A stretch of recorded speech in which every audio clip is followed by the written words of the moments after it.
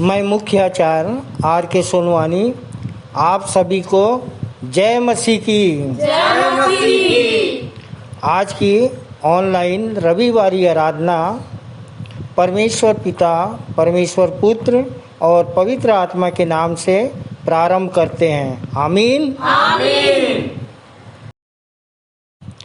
परमेश्वर की स्तुति आराधना में जाने से पहले हम एक छोटी प्रार्थना कर लेंगे। बहन श्रीमती संध्या कुशवाहा की अगुवाई में आइए हम प्रार्थना में जाएं। मेरा नाम श्रीमती संध्या कुशवाहा है। आइए प्रार्थना में जाएं। हाथों को जोड़ें, सिरों को झुकाएं और अपना मन परमेश्वर पर लगाएं। महान सामर्थी अनुग्रहकारी पिता परमेश्वर, हम सब आपके चरणों के समीप में आते हैं, धन्यवाद देते हैं पिता। आपने हमें हफ्ते भर संभाल कर रखा प्रभु, जबकि ये सारा संसार गंभीर बीमारी से जूझ रही है, फिर भी पिता आपने हमें जीवितों के बीच में और जीवित रखा पिता। हम सबको संभाल कर रखा और यह सुंदर अवसर प्रदान किया जिसमें हम आपकी आराधना करने पाते हैं। प्रार्थना करते हैं पिता, इस मीठी आराधना में हमारी सहायता मदद कीजिएगा। आप ही अल्फा और ओमेगा होइए पिता। हमारे गीतों का गाया जाना, भेदों को दिया जाना, वचन का बोला जाना व संदेशों का दिया जाना आपको सुखदायक सुगंध के रूप में ग्रहण योग्य होने पाए। आज के दिन पिता, जो भी बीमार हैं, जो नए लोग हमारे साथ जुड़ते हैं प्रभु, उन्हें चंगाई दीजिए, आत्मिक मनों को खोलिए। आज के दिन पिता, जो भी आराधना करते हैं उसमें तेरी मधुरता और मिठास दे, जिससे कि हम तेरे प्रेम में डूब सके और हमारे मनों को खोलिए, तैयार कीजिए कि एक चित होकर तेरी भेद भरी बातों को सुन और समझ कर पिता आत्मसात कर सके। हमको तैयार करके खोलिए प्रभु। आगे की शेष आराधना को तेरे सामर्थी हाथों में सौंपते हुए प्रभु, विनती हमारे उद्धारकर्ता प्रभु यीशु मसीह के धन्य और मीठे नाम में होकर मांग लेते हैं। आमीन।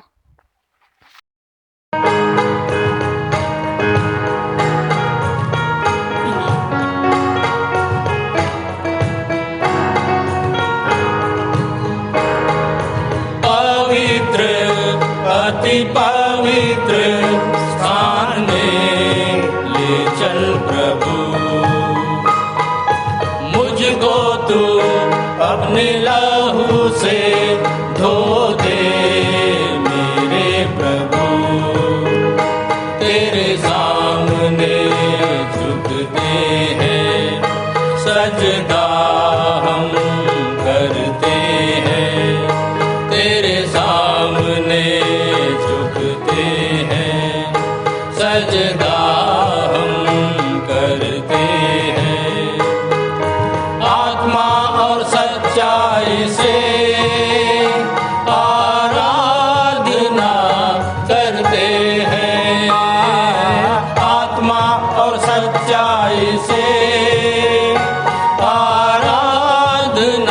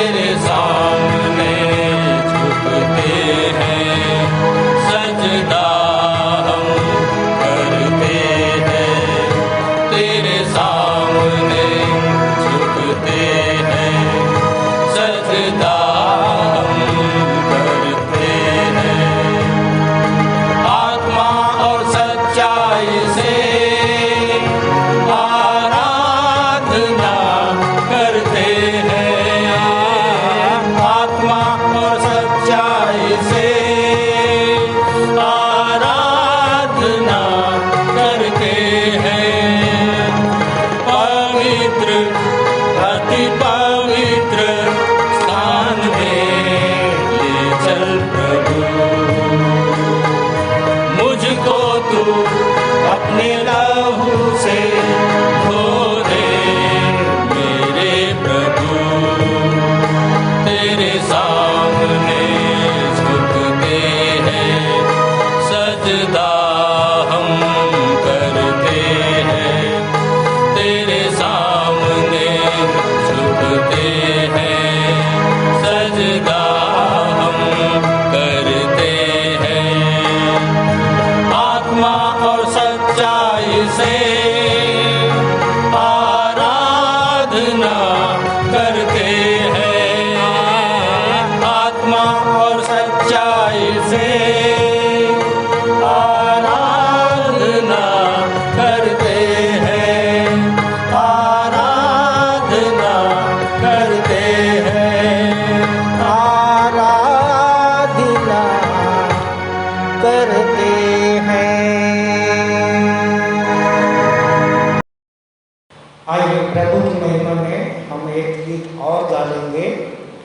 स्तुति गीत से 229 नंबर। पावन है वह प्रभु हमारा, उसकी जय जयकार करो।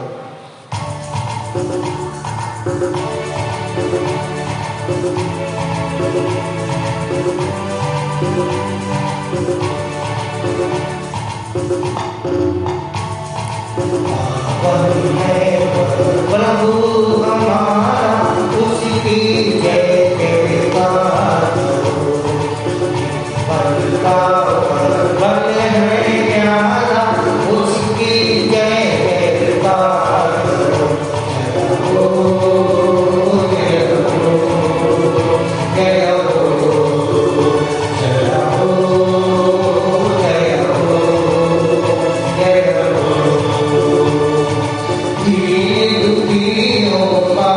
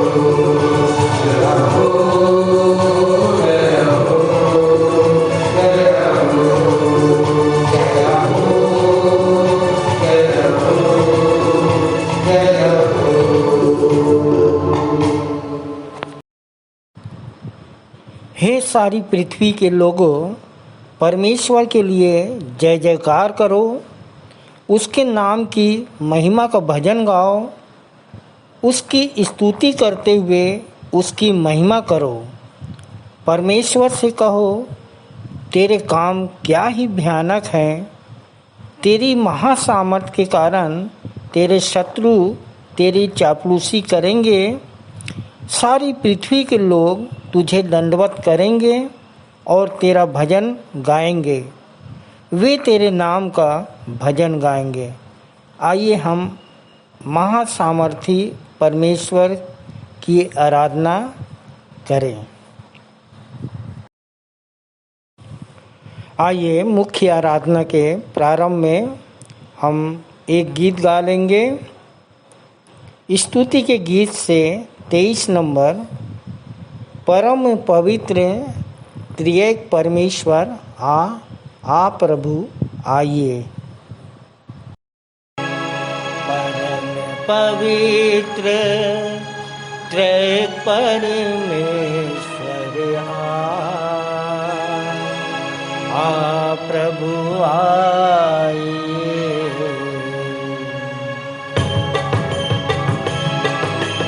परम पवित्र त्रिएक परमेश्वर आ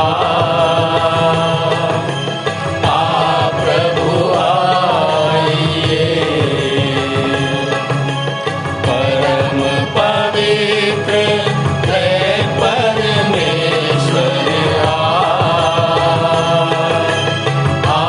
प्रभु आइए। प्रभु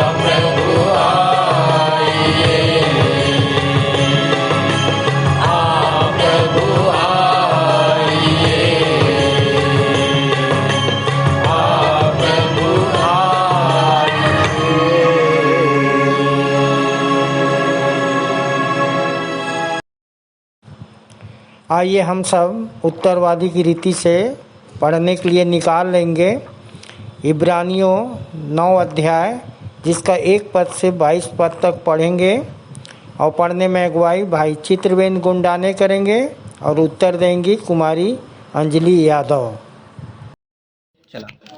आप सबको जय मसीह की। मेरा नाम चित्रवेन गुंडाने है। प्रभु में आए मुझे लगभग 8 वर्ष हो चुके हैं। आप सभी को जय मसीह की। मेरा नाम अंजलि यादव है और मुझे प्रभु में आए 3 वर्ष हो गया है। आइए हम सभी उत्तरवादी पाठ पढ़ने के लिए निकाल लेंगे। इब्रानियों 9 अध्याय उसका 1 पद से लेकर 22 पद तक पढ़ेंगे, जो पाया जाता है नए नियम से पृष्ठ क्रमांक 340 में। पहला पद मैं पढ़ूंगा और दूसरा पद आप सभी अंजलि बहन के साथ पढ़ेंगे। अब पहली वाचा में भी उपासना और उस आराधनालय के नियम थे जो पृथ्वी पर था, क्योंकि एक तंबू बनाया गया जिसके पहले भाग में दीपदान, मेज और भेंट की रोटियां थीं। यह पवित्र स्थान कहलाता है। दूसरे पर्दे के पीछे तंबू का वह भाग था जो परम पवित्र स्थान कहलाता है। उसमें धूप जलाने के लिए सोने की एक वेदी और वाचा का संदूक था, जो चारों ओर सोने से मढ़ा हुआ था, जिसमें मन्ना से भरा हुआ सोने का मर्तबान और हरून की फूली फली लाठी तथा वाचा की पटिया थी। उसके ऊपर तेजोमय करूब थे जो प्रायश्चित के ढक्कन पर छाया किए हुए थे, परंतु हम इन सब बातों का यहाँ सविस्तार वर्णन नहीं कर सकते। जब ये वस्तुएं इस रीति से तैयार हो चुकी तो याजक बाहरी तंबू में निरंतर प्रवेश करके सेवा का कार्य संपन्न किया करते थे। परंतु दूसरे में केवल महायाजक प्रवेश करता है, और वह भी वर्ष में एक ही बार, और लहू लिए बिना नहीं जाता, जिसे वह अपने और लोगों के अज्ञानता में किए गए पापों के लिए भेंट चढ़ाता है। पवित्र आत्मा इससे यही दर्शाता है कि जब तक बाहरी तंबू विद्यमान है, तब तक पवित्र स्थान का मार्ग प्रकट नहीं हुआ। यह तंबू तो वर्तमान समय के लिए दृष्टांत है, जिसके अनुसार ऐसी भेंटें और बलिदान चढ़ाए जाते हैं जो आराधना करने वालों के विवेक को सिद्ध नहीं कर सकते, क्योंकि ये केवल खाने पीने और नहाने धोने की विधियों से संबंधित शारीरिक नियम हैं, जो सुधार के समय तक के लिए ठहराए गए हैं। परंतु जब मसीह आने वाली अच्छी बातों का महायाजक होकर प्रकट हुआ, तो उसने और भी बड़े तथा सिद्ध तंबू में से होकर प्रवेश किया, जो हाथ का बनाया हुआ अर्थात इस सृष्टि का नहीं,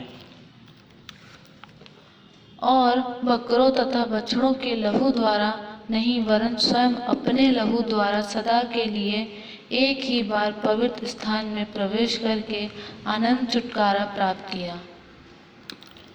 क्योंकि यदि अशुद्ध लोगों पर बकरों और बैलों का लहू तथा क्लोर की राख का छिड़का जाना देह की शुद्धता के लिए पवित्र करता है,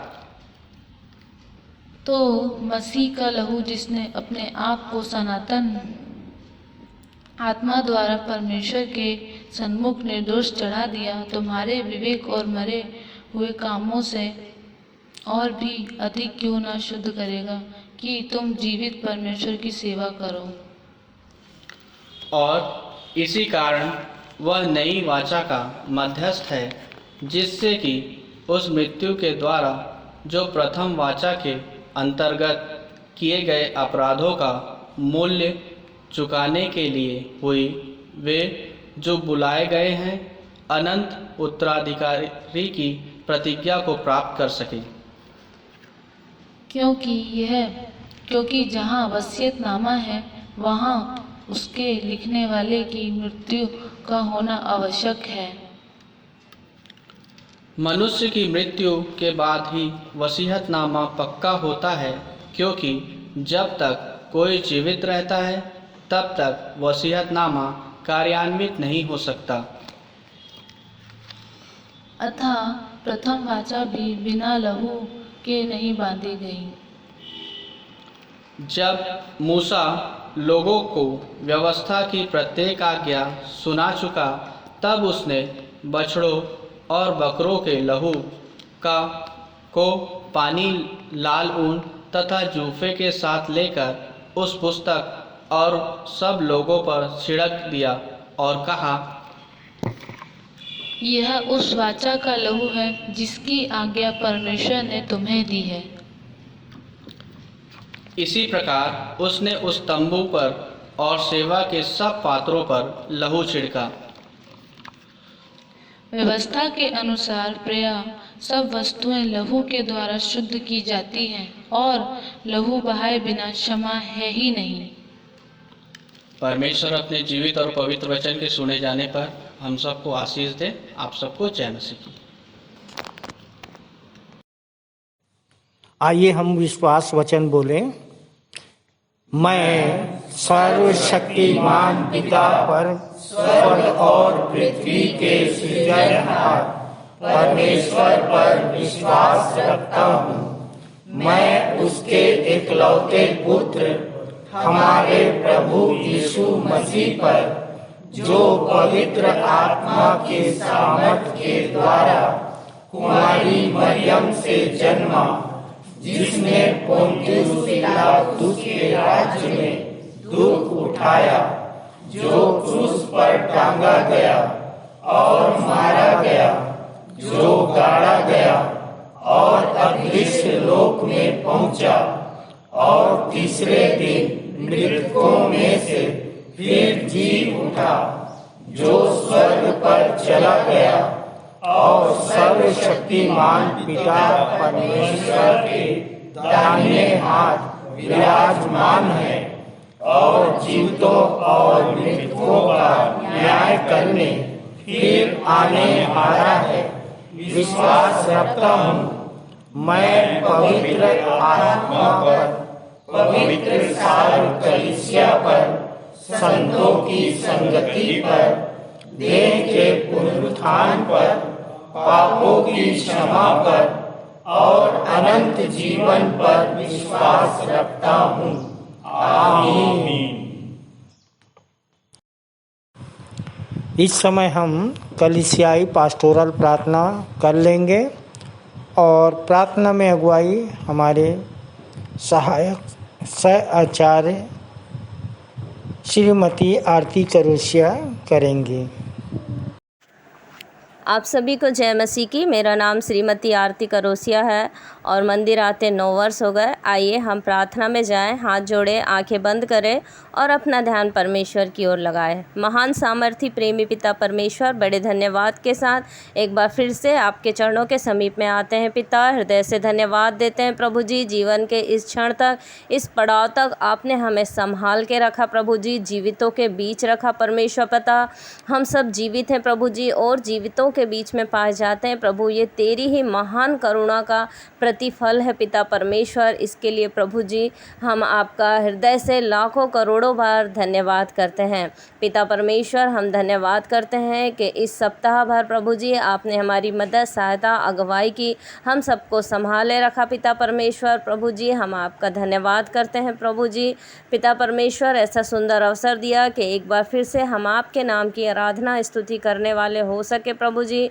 पिता परमेश्वर, इसके लिए भी हम आपका धन्यवाद करते हैं और आपसे प्रार्थना विनती निवेदन करते हैं प्रभु जी। जब आज आपके नाम की आराधना स्तुति करते हैं प्रभु जी, आज की आराधना में प्रभु जी हम आपकी अगुवाई को चाहते हैं पिता परमेश्वर। आज की आराधना में आप ही अल्फ़ा और ओमेगा होइए प्रभु जी। और पिता परमेश्वर, हम सभी लोग आत्मा और सच्चाई से आपके नाम की स्तुति आराधना करने वाले हो सके, ऐसी हम आपसे प्रार्थना करते हैं। हम प्रार्थना और विनती निवेदन करते हैं प्रभु जी अपने मंदिर के संचालक जी के लिए, सह संचालकों के लिए, आचार्य गणों के लिए पिता परमेश्वर। इन सब के जीवन में हम आपकी उपस्थिति को चाहते हैं प्रभु जी। जबकि आपके सेवकाई कार्यों को निरंतर करते हैं पिता परमेश्वर, आप उन पर और उनके पूरे परिवार पर अपनी आशीष हमेशा बनाए रखें प्रभु, ऐसी हम आपसे प्रार्थना करते हैं। प्रार्थना और विनती निवेदन करते हैं प्रभु जी, इन दिनों में जहाँ कहीं भी आपके नाम का सुसमाचार बताया गया है परमेश्वर पिता प्रभु जी, उन हर एक जगहों पर आपकी उपस्थिति आने पाए प्रभु जी। वे हर एक लोग आप सच्चे जीवते परमेश्वर पिता को जान और पहचान सके प्रभु, ऐसी हम आपसे प्रार्थना करते हैं। प्रार्थना और विनती निवेदन करते हैं पिता परमेश्वर कि जहाँ कहीं भी प्रभु जी जिस किसी भी माध्यम से आज आपकी आराधना स्तुति होती है प्रभु जी, हर एक स्थानों पर हम आपकी अगुवाई को चाहते हैं पिता परमेश्वर। और हर एक लोग प्रभु जी अब आत्मा और सच्चाई से आपकी आराधना स्तुति करने वाले हो सके पिता, ऐसी हम आपसे प्रार्थना करते हैं। प्रार्थना और विनती निवेदन करते हैं प्रभु जी हम अपने संडे स्कूल के बच्चों के लिए पिता परमेश्वर। प्रभु जी उन बच्चों पर आपकी आशीष बनी रहे प्रभु जी। जबकि पिता परमेश्वर कोरोना काल चल रहा है, जिसके कारण से संडे स्कूल नहीं लग पा रहे हैं प्रभु जी। पिता परमेश्वर, आप ऐसी व्यवस्था बनाइए प्रभु जी कि वे बच्चे जहाँ कहीं भी रहते हैं प्रभु जी, अपनी अपनी कलीसियाओं पे प्रभु जी आपके वचन को सीख सके पिता परमेश्वर, उन्हें समझ सके प्रभु जी। और पिता परमेश्वर, आपके राज्य के लिए एक दृढ़ खंभा बन के वो खड़े हो सके परमेश्वर पिता, ऐसी हम आपसे प्रार्थना करते हैं। जबकि पिता परमेश्वर अभी स्कूल भी नहीं लग रहे हैं प्रभु जी और सारे बच्चे घर में ही रहते हैं, उनकी पढ़ाई भी प्रभावित होती है परमेश्वर पिता। प्रभु जी हम आपसे प्रार्थना और विनती निवेदन करते हैं कि हर एक बच्चे प्रभु जी अपने समय का सदुपयोग कर सके प्रभु जी, और अपनी पढ़ाई लिखाई मन लगा के कर सके और आपके नाम की महिमा स्तुति में अपना समय बिताने वाले हो सके पिता परमेश्वर, ऐसी हम आपसे प्रार्थना करते हैं। पिता परमेश्वर, प्रार्थना करते हैं कि जब बच्चे घर में अकेले रहते हैं प्रभु जी, तो संसार उन्हें अपनी ओर खींचता है परमेश्वर पिता और नाना प्रकार की बुराइयों में फंसाने का प्रयत्न करता है प्रभु जी। हम आपसे प्रार्थना करते हैं प्रभु जी, आप हर एक बच्चों के संग और साथ होइए प्रभु जी। और पिता परमेश्वर, शैतान की हर एक युक्तियों से बचा के रखिए प्रभु जी। वे बच्चे हर प्रकार की बुराइयों से बचे रहे पिता परमेश्वर, और प्रभु जी आपके बच्चे आपके मार्ग पे चलने वाले हो सके पिता परमेश्वर। आप उन्हें ऐसी ज्ञान बुद्धि और समझ दीजिए पिता परमेश्वर, ऐसी हम आपसे प्रार्थना करते हैं।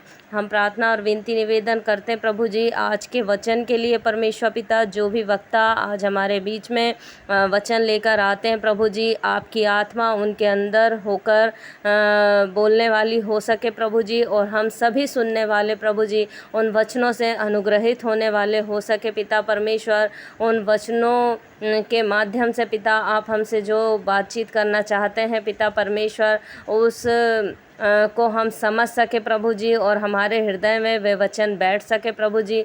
और पिता परमेश्वर, हम उन वचनों के अनुसार से प्रभु जी अपने जीवन यापन करने वाले हो सके पिता, ऐसी हम आपसे प्रार्थना करते हैं प्रभु जी। प्रार्थना और विनती निवेदन करते हैं हम विश्वासी मंदिर में चलने वाले हर एक प्रोजेक्ट के लिए पिता परमेश्वर। प्रभु जी उस पर आपकी आशीष को चाहते हैं पिता परमेश्वर। जो भी कार्य होते हैं, चाहे वो शेड का बनना हो प्रभु जी, या किसी और प्रकार के काम का होना हो प्रभु जी, उन सब पर प्रभु जी हम आपकी आशीष को चाहते हैं पिता परमेश्वर। आपकी ओर से प्रभु जी वे सारे कार्य होने वाले हो सके प्रभु जी, और जो भी रुपए पैसों की आवश्यकता लगती है प्रभु जी, आपके स्वर्गीय भंडार से पूरी होने वाले हो सके पिता परमेश्वर, और सारे काम अच्छे से चल सके पिता परमेश्वर, अच्छे से पूर्ण हो सके प्रभु जी, ऐसी हम आपसे प्रार्थना करते हैं। प्रार्थना और विनती निवेदन करते हैं प्रभु जी हम उन लोगों के लिए जो बीमारी की अवस्था में पाए जाते हैं पिता परमेश्वर, जो समस्याओं में पाए जाते हैं, जो शैतानी शक्तियों से ग्रसित है परमेश्वर पिता प्रभु जी, उन सारे लोगों के लिए हम आपसे प्रार्थना करते हैं प्रभु जी के जो बीमार है आप उन्हें चंगाई प्रदान करें, जो दुष्ट आत्माओं से ग्रसित है परमेश्वर पिता आप उन्हें छुटकारा दें प्रभु जी, और जिसकी जैसी मनोकामनाएं प्रभु जी आपकी ओर से वो पूरी होने वाली हो सके पिता, ऐसी हम आपसे प्रार्थना करते हैं। वो पिता परमेश्वर वे सभी लोग आशीषित हो सके और आपके नाम की महिमा कर सके।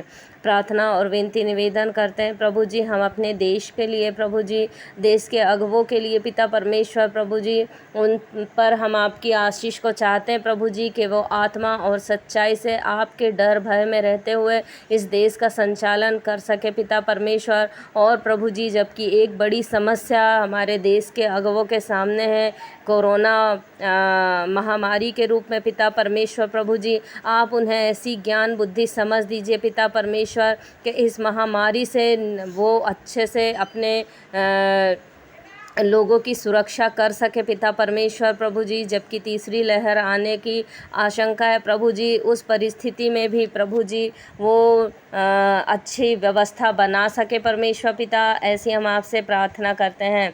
प्रार्थना और विनती निवेदन करते हैं परमेश्वर पिता कि तूने अब तक हम सबको जिस तरह संभाले रखा है प्रभु जी, हर एक महामारी से अब तक बचाया है प्रभु जी, पिता परमेश्वर तू आगे भी हम सबको बचाए रखना प्रभु जी, सुरक्षित रखना, और हम सभी लोग प्रभु जी इसी तरह से निरंतर आपके नाम की महिमा स्तुति आराधना करने वाले हो सके, आपके नाम को ऊंचा उठाने वाले हो सके पिता, ऐसी हम आपसे प्रार्थना करते हैं प्रभु जी। आज की आराधना को आपके सर्व सामर्थी हाथों में सौंपते हैं पिता परमेश्वर, आपकी अगुवाई को चाहते हुए धन्यवाद के साथ विनती प्रभु यीशु मसीह के नाम से मांगते हैं, आमीन। ये समय है संदेश का, और इस समय हम 2 संदेश सुन लेंगे। पहला संदेश हमारी सह संचालिका डॉक्टर अल्पना राम जी के द्वारा, जिनका विषय है विश्वासी मंदिर आत्मिक विश्वविद्यालय का क्या है औचित्य, बोर्ड नंबर 20। दूसरा संदेश है हमारे सहायक सह आचार्य भाई वीरेंद्र साहू के द्वारा, जिनका विषय है हे प्राण चैन कर कह के मन में नहीं फूलना है, हे प्राण चैन कर कह के मन में नहीं फूलना है, अपने बुलाए जाने को नहीं भूलना है। लूका 12:19 एवं 1 कुरिन्थी 1:26 पर आधारित इनका संदेश है। तो आइए हम संदेश में जाएं, अपने मनों को तैयार कर लें। मैं डॉक्टर अल्पना राम, आप सबको मेरा सलाम। प्रियो, बहुत से चर्च सदियों से चल रहे हैं नित्य, ऐसे में विश्वासी मंदिर आत्मिक विश्वविद्यालय का क्या है औचित्य। संदर्भ है विश्वासी मंदिर बोर्ड नंबर 20, उसी पर मैं करूँगी थोड़ा प्रीच। ऐसा कहा जाता था कि इतने चर्चेस होने के बावजूद विश्वासी मंदिर खोलने की क्या ज़रूरत है। जैसे 12 चेलों के बावजूद पौलुस को बुलवाया गया, वैसे ही 50 चर्चेस के बावजूद विश्वासी मंदिर परमेश्वर के द्वारा खुलवाया गया। बोर्ड नंबर 20 पृष्ठ नंबर 36 हमन गाना गाबोन में भी पाया जाता है। यह उच्च सामर्थ्य की सेवा का निशुल्क प्रशिक्षण केंद्र है। मैं बचपन से ईसाई होने के कारण बाइबल पढ़ा करती थी, और मैंने बाइबल में पढ़ा था कि यीशु, पौलुस, चेले दुष्ट आत्मा निकालते थे। पर जब मैं विश्वासी मंदिर आई, यहाँ पर मैंने एक बच्चे को दुष्ट आत्मा निकालते देखा, और न केवल उसे देखा, परंतु प्रभु का धन्यवाद हो कि प्रभु ने मुझे भी ऐसी सामर्थ्य दी।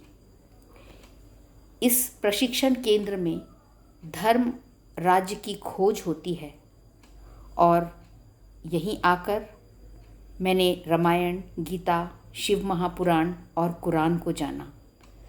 प्रियो, ये एक प्रशिक्षण केंद्र है और जो प्रशिक्षण केंद्र होता है वहाँ पर सदा के लिए कोई नहीं रहता है। हमारे देश में भी कई सैनिक प्रशिक्षण केंद्र हैं, जैसे इंडियन मिलिट्री एकेडमी है देहरादून में, नेशनल डिफेंस एकेडमी पुणे में है, राष्ट्रीय रक्षा कॉलेज है दिल्ली में, कोची में इंडियन नेवल एकेडमी है। और इन प्रशिक्षण केंद्रों में लोग एडमिशन लेते हैं, वो सीखते हैं और उसके बाद योद्धा बनकर वहाँ से निकलते हैं, सैनिक बनकर वहाँ से निकलते हैं। यीशु ने भी चेलों को पहले 2-2 करके भेजा और फिर स्वर्गारोहण के समय कहा, जाओ और जाति जाति के लोगों को चेला बनाओ। उन्होंने यह भी कहा, मैं तुम्हें भेड़ों की नाई भेड़ियों के बीच भेजता हूँ। बहुत सी कलीसियाएँ हैं और अक्सर आओ कलीसिया होती है जहाँ पर ये कहा जाता है कि इस कलीसिया में आते रहो, परंतु विश्वासी मंदिर जाओ कलीसिया है जहाँ से योद्धा भेजे जाते हैं।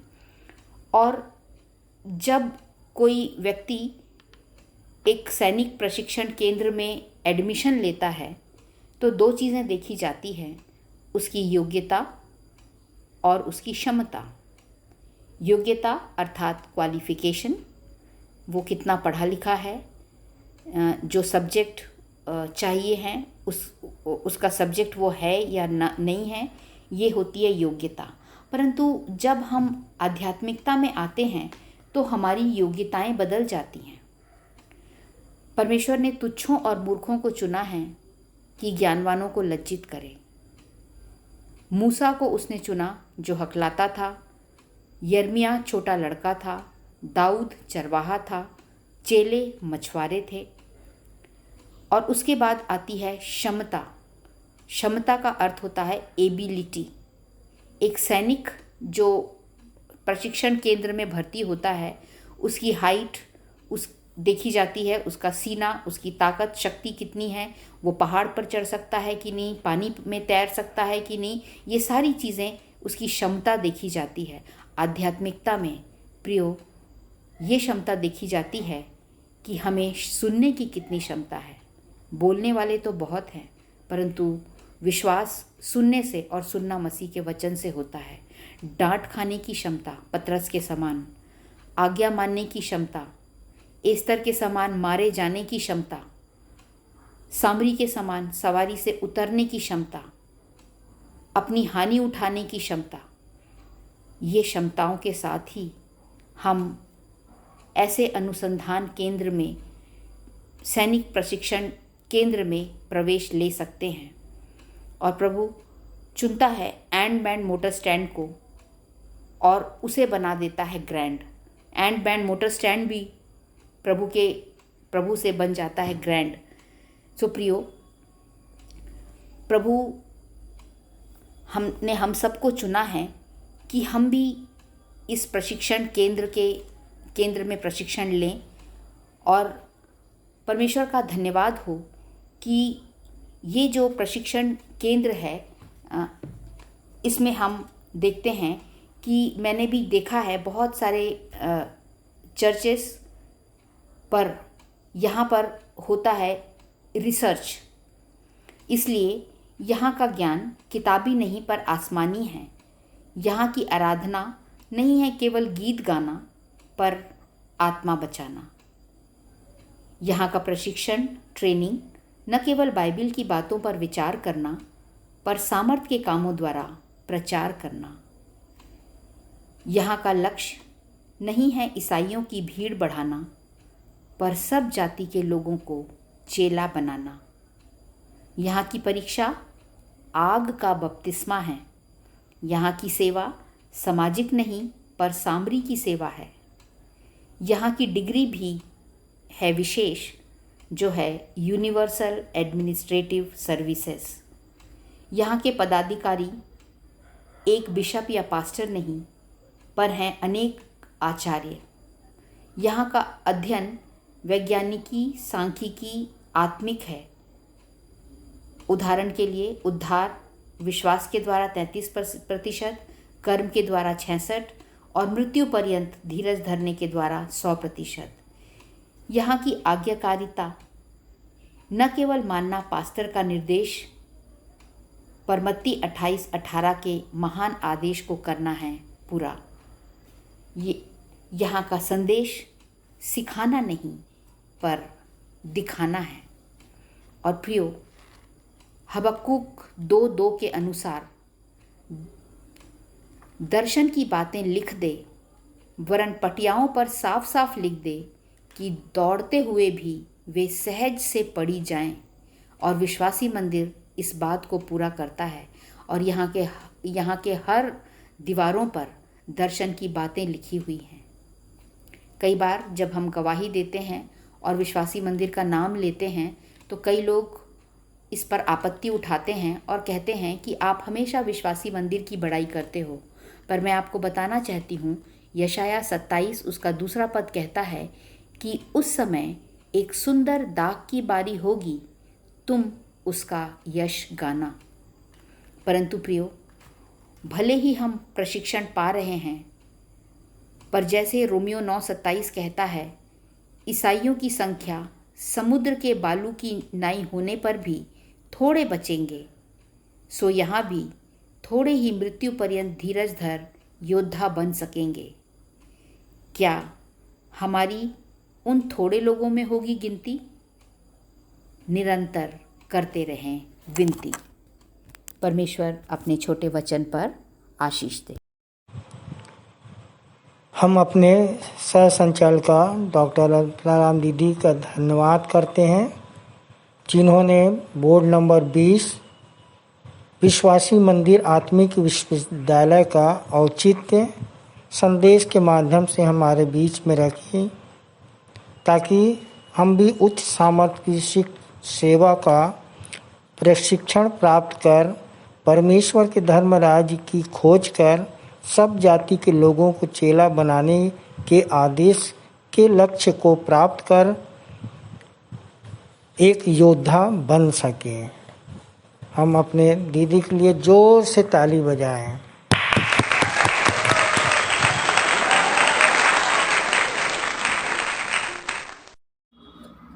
आप सबको जय मसीह की। मेरा नाम सहसहाचार्य वीरेंद्र साहू है। मैं गनियारी कलीसिया से आता हूँ और सर्वप्रथम मैं परमेश्वर का धन्यवाद देना चाहता हूँ कि मुझे इस सप्ताह संदेश देने के लिए यह अवसर मिला। और संदेश देने से पहले मैं अपनी गवाही आपको बताना चाहता हूँ। प्रभु में आए हम सबको 6 वर्ष हो गए और आने का कारण था कि मेरी पत्नी को शैतानी शक्ति लगी हुई थी और यहीं की प्रार्थना दुआ से हमको चंगाई छुटकारा मिला और यहीं आके हम सच्चे ईश्वर को जाना जो हमारे अंदर रहता है।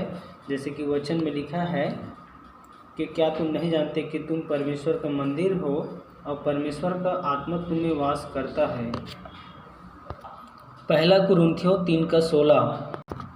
आज का विषय दिया गया है कि हे प्राण, चैन कर कह के मन में नहीं फूलना है, अपने बुलाए जाने को नहीं भूलना है। एक धनवान मूर्ख का दृष्टांत के बारे में प्रभु यीशु मसीह हमें बताता है। भीड़ में से किसी ने उससे कहा, हे गुरु, मेरे भाई से कह कि पारिवारिक संपत्ति का मेरे साथ बंटवारा कर। परंतु उसने उससे कहा, हे मनुष्य, किसने मुझे तुम्हारा न्याय या बंटवारा करने वाला नियुक्त किया है?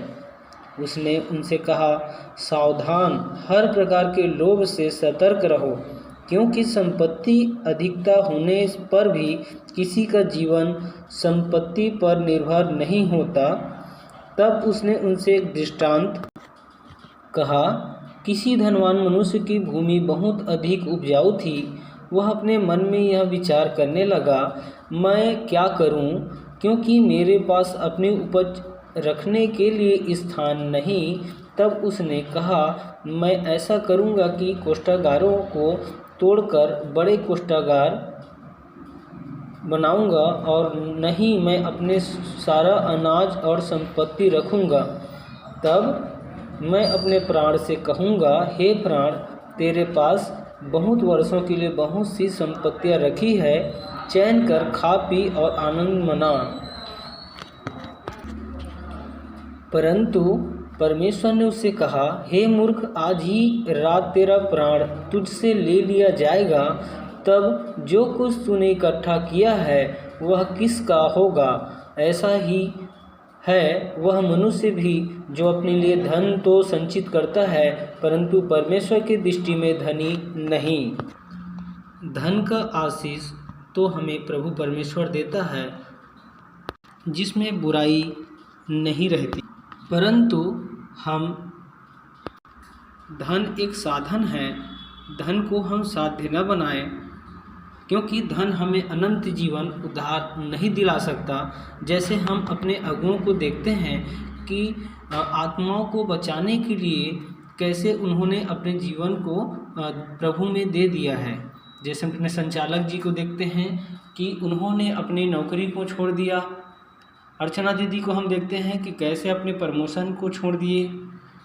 अल्पना राम दीदी को देखते हैं कि कैसे अपने पूरा जीवन को दे दिया प्रभु की सेवा में।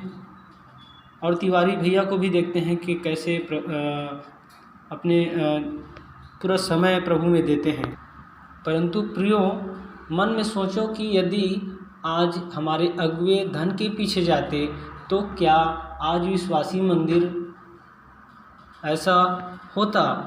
हम खुशकिस्मत हैं कि हमें ऐसा सुंदर विश्वासी मंदिर मिला है, जिससे हम परमेश्वर प्रभु की महिमा आत्मा और सच्चाई से हम एक मन होकर करने पाते हैं। और जैसे हम प्रभु के चेलों की मृत्यु, प्रेरितों की मृत्यु के बारे में हम देखते हैं कि कैसे उनके चेलों ने भी अपनी प्राण दे दिया, उनको क्रूस में टांगा गया, और कैसे हमारे लिए मतलब प्रभु के कार्यों के लिए दुख सहा।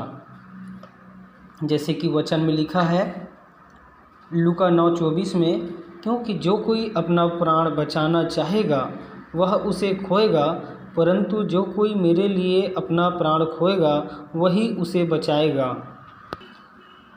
और हम फूलना अर्थात घमंड करना के विषय में देखेंगे। जैसे वचन में लिखा है नीति वचन 6:17 में, चढ़ी हुई आँखों से परमेश्वर को घृणा है। और इसी घमंड के कारण तो परमेश्वर ने लूसीफर को स्वर्ग से गिराया था। परंतु हम किसी बात में घमंड न करें। रोमियो 12:3 में ऐसा लिखा है, और जैसा समझना चाहिए उससे बढ़कर समझना घमंड है। तो हम घमंड नहीं करना है। हमें अपने अगुओं के अधीन और उनकी आदर करना है,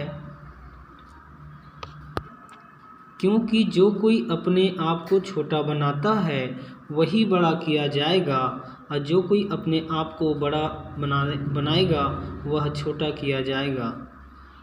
थोड़ा सा घमंड हमारे शरीर को नष्ट करने के लिए काफ़ी है।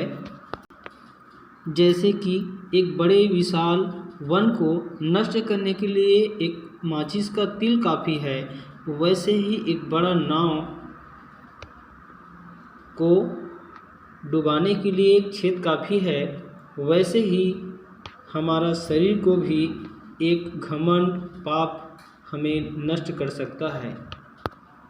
परंतु रुपए धन के पीछे नहीं भागना है, परंतु उन आत्माओं के पीछे भागे जो उनको आज आवश्यकताएं हैं। और हम सब जानते हैं कि अंत के दिनों में हम सब हैं। हम सब एक साथ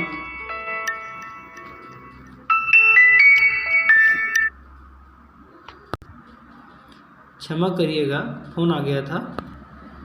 हम सब एक साथ नम्र दीन होकर एक दूसरे के लिए प्रार्थना करें, क्योंकि शांति, आनंद, खुशी तो प्रभु देता है। यूहन्ना 14:27 में ऐसा लिखा है, मैं तुम्हें शांति दे जाता हूँ, अपनी शांति तुम्हें देता हूँ, तुम्हारा मन न घबराए और न डरे और अपने बुलाए जाने के दिन को नहीं भूलना है।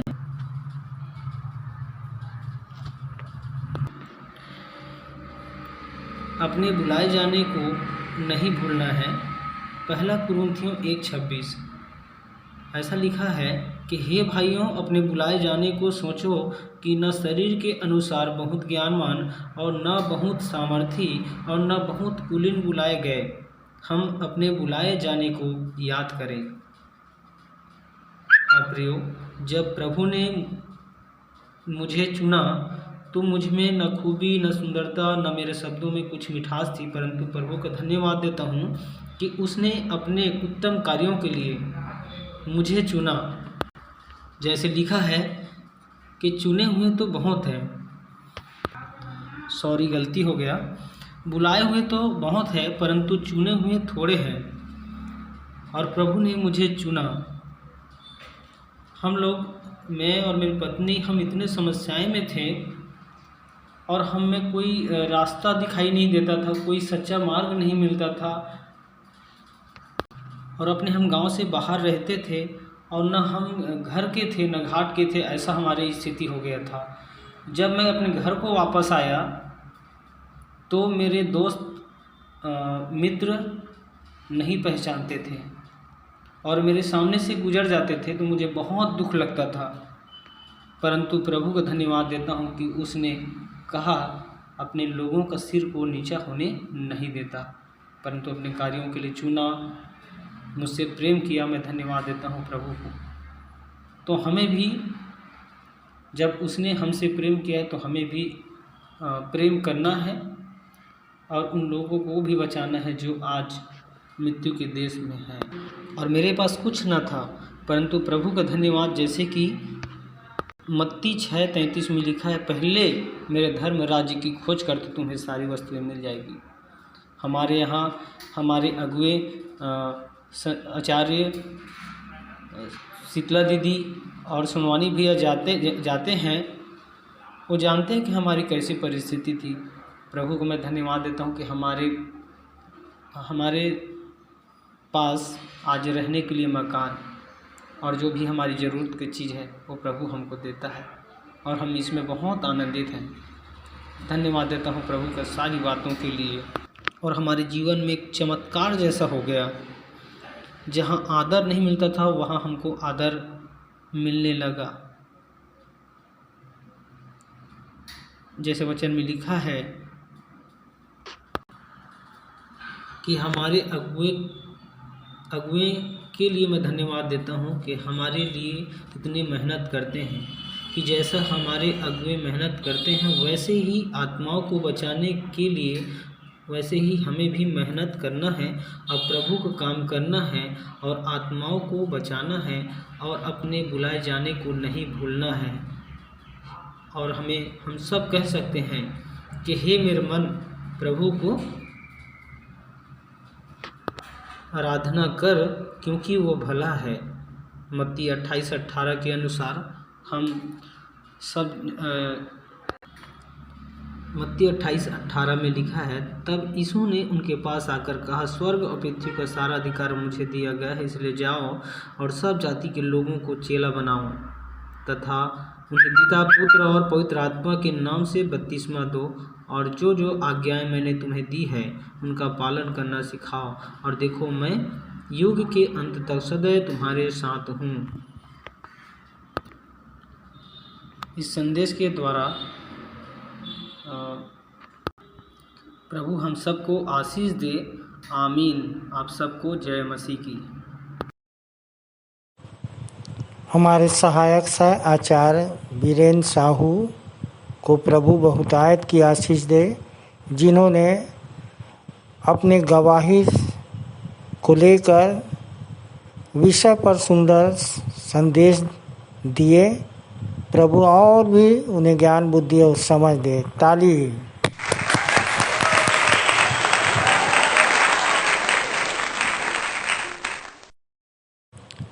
आइए हम सब अपनी अपनी भेंटों एवं धन्यवादी भेंटों को देने के द्वारा परमेश्वर की महिमा करें और इस समय हम गीत गा लेंगे।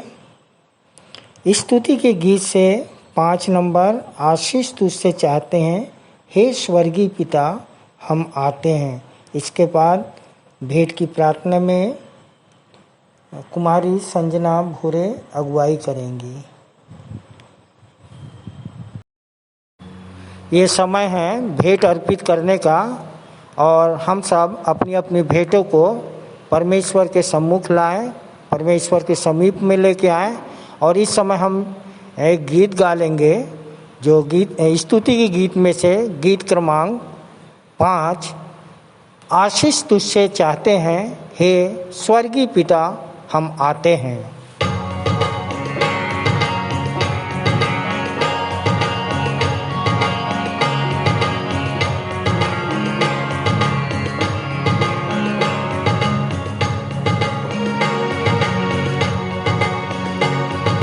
आशीष तुझसे चाहते हैं, हे स्वर्गीय पिता हम आते हैं। आशीष तुझसे चाहते हैं, हे स्वर्गीय पिता हम आते हैं। कोई खूबी है न लिया कर, बख्शो हमको अपनी ताकत।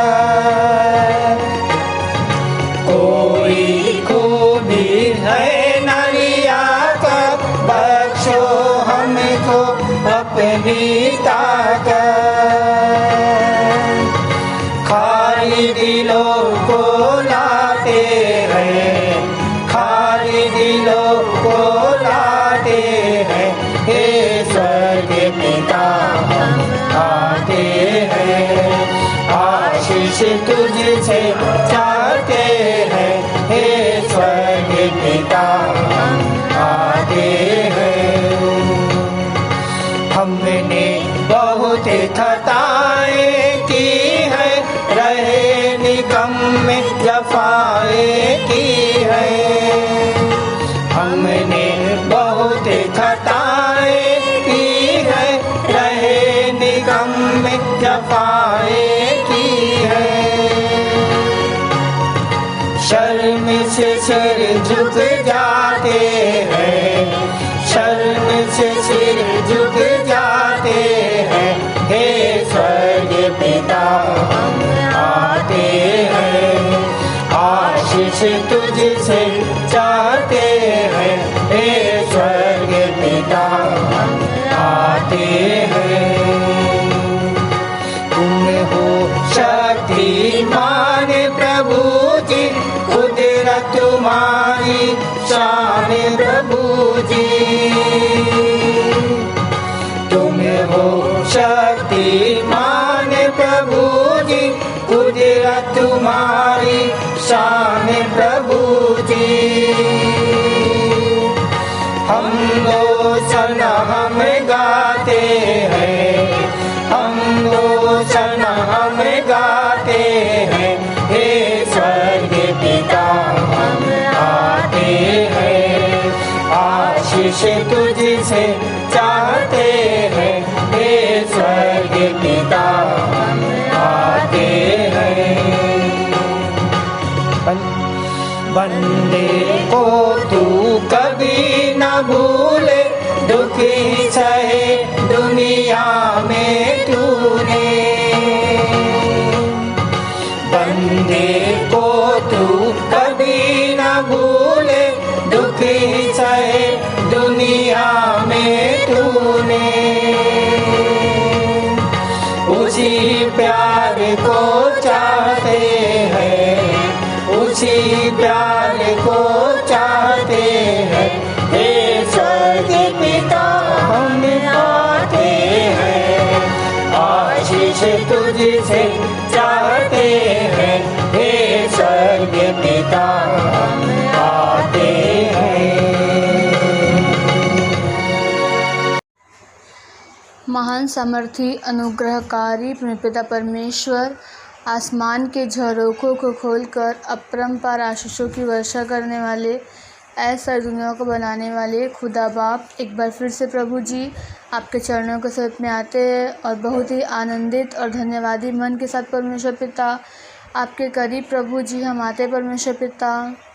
और प्रभु जी आपको धन्यवाद देते परमेश्वर पिता कि जो आशीषों का अंश प्रभु जी आप हमें देते हो परमेश्वर पिता, उसी में से एक छोटा सा भाग परमेश्वर पिता हम भेंट स्वरूप प्रभु जी आपके चरणों के समीप लाने पाते हैं परमेश्वर पिता।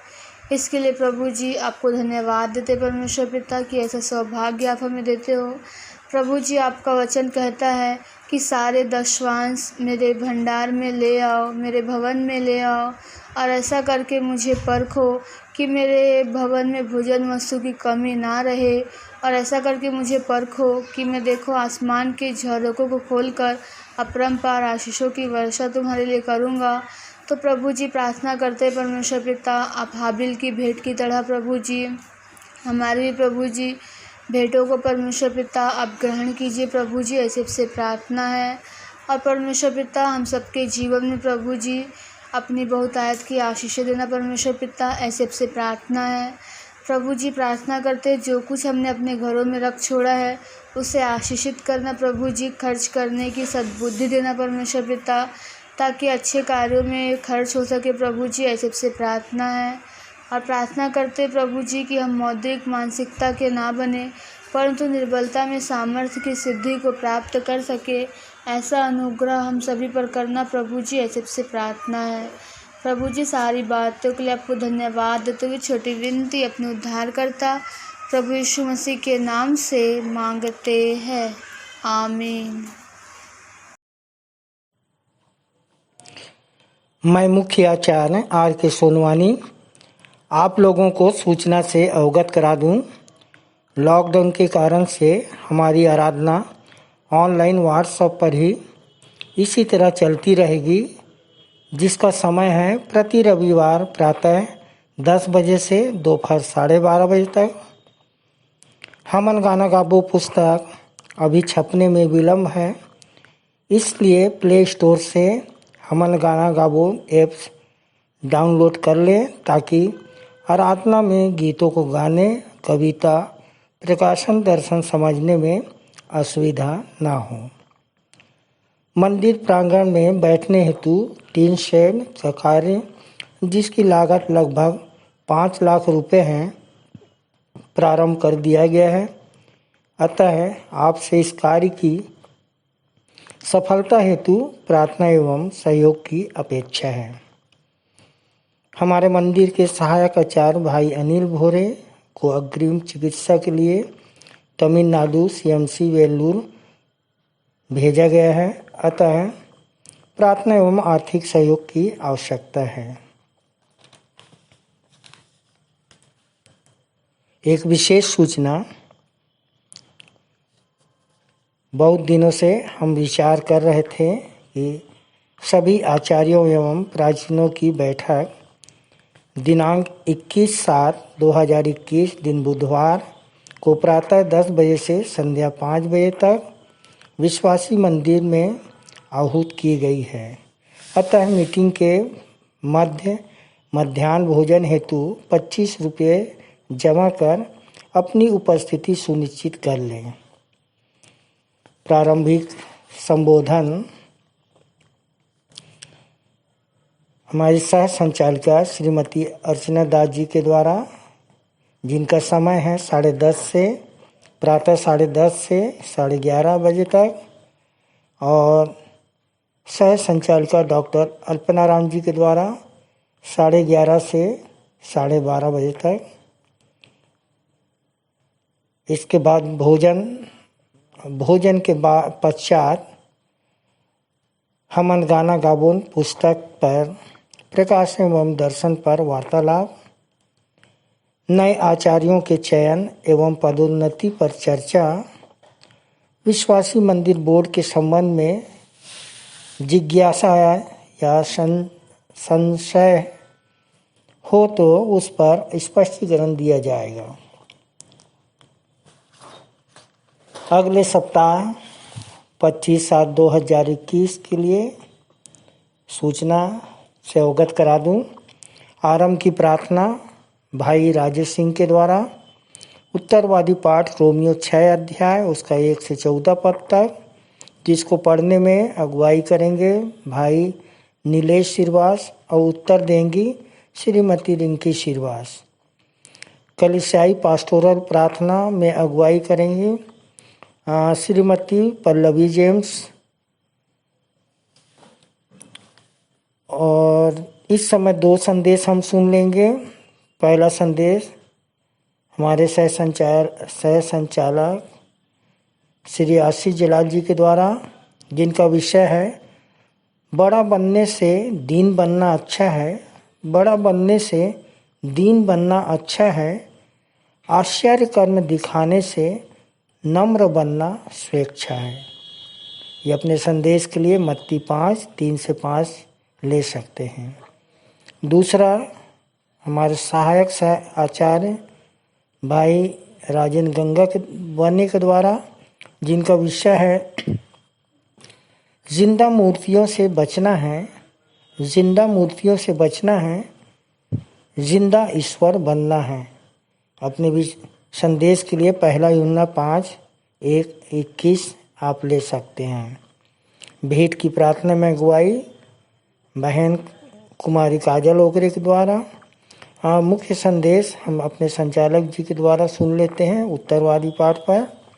अंतिम प्रार्थना श्रीमती हमारे सहायक आचार्य श्रीमती नसीम श्रीवास के द्वारा, और अपने संचालक जी की आशीष से सभा का समापन करेंगे।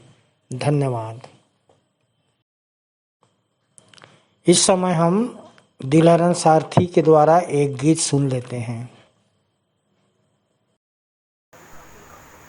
आप सभी को जय मसीह की। मेरा नाम दिलहरन लाल सारथी है और इस मंदिर से बने हुए मुझे 8 वर्ष हो गए हैं। प्रभु की महिमा के लिए एक गीत गाना चाहता हूँ। गीत का बोल है, आज ही का दिन यहोवा ने बनाया है, हम उसमें आनंदित हो।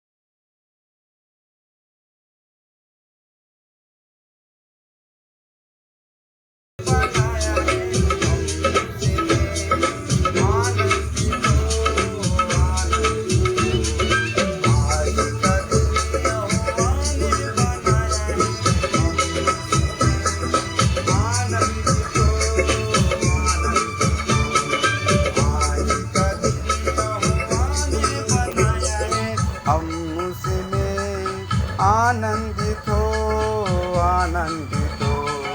आज का दिन यहोवा ने बनाया है, हम उसमें आनंदित हो आनंदित हो। आप सभी को जय मसीह की।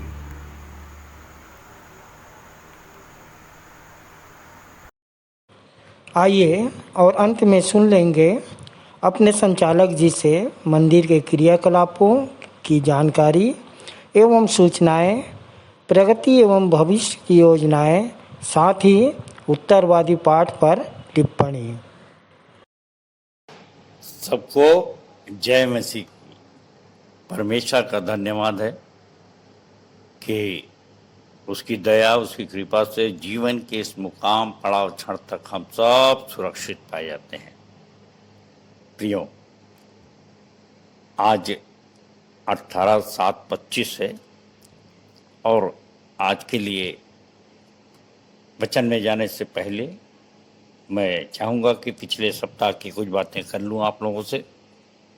और वो पिछले सप्ताह हमारे जो दो संदेश हुए थे, पहला संदेश था बहन अर्चना दास का, सहायक सह-संचालिका श्रीमती अर्चना दास द्वारा, और उनका विषय था कि आपको किससे चाहिए चंगाई, आइए नापें गहराई। यूहन्ना 5:1-18 पर उन्होंने दिया था। और जैसे कि हमने सुना था कि बेतसदा एक कुंड है और जहाँ पे 38 वर्ष का एक रोगी है और यीशु मसीह आकर के उसे चंगाई देते हैं। वो असमर्थ था कि जब स्वर्गदूत पानी को हिलाए तो उसको छुए और चंगाई प्राप्त करे। सो मेरे प्रियो, इस घटना का जो विशेष भाग था जो हमारे लिए चर्चा का विषय है, और वो ये है, सीखने का है, वो ये है कि सबके दिन यीशु ने चंगाई दिया था, तो सबके दिन को पवित्र मानना ज़्यादा महत्वपूर्ण है कि उसके लिए चंगाई महत्वपूर्ण है। और मैं समझता हूँ कि आज भी ऐसे प्रश्न हमारे बीच में उठते हैं कि सबके दिन ये सब चंगाई का काम नहीं होना था।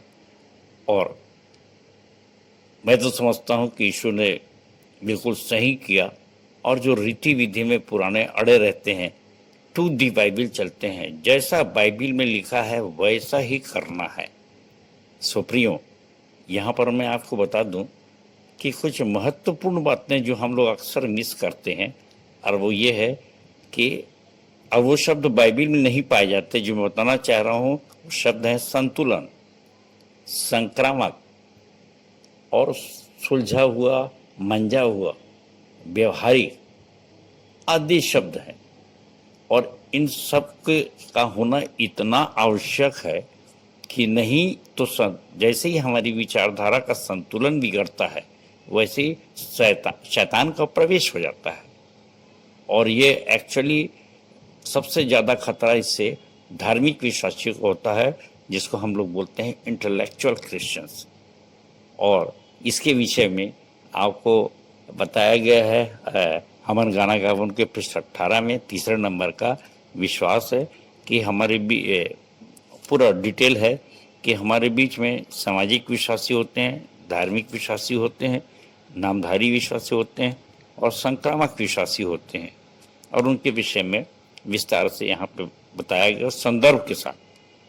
सो आप देख सकते हैं कि जो सबसे ज़्यादा लकीर के फकीर वाले होते हैं वो इंटेलेक्चुअल होते हैं, और ये संक्रामक नहीं बन पाते।